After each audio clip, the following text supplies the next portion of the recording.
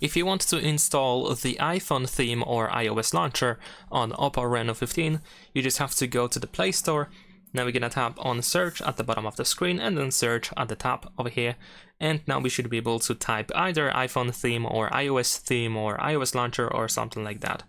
And then you should be able to find a bunch of different apps, bunch of different launchers that we can get on our phone. In my case, I'm gonna use this one over here. I'm gonna install this one. I'm gonna show you how to set it up. It is really simple.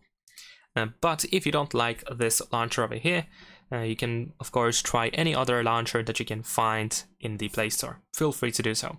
So let's open this launcher, and to set it up, all you have to do is you need to grant certain permissions. Location is not one of them, it's not really necessary, but we can grant permissions to anything else. And what you need to do is you need to go to Make Default Launcher. And if you go over here, you want to switch from the standard system launcher to iOS launcher. So whenever you go to the home screen, you're gonna actually open this iOS launcher. If you see this blur effect warning message, you can just simply tap on never. It appears on every smartphone, so it doesn't really matter that much. It's okay.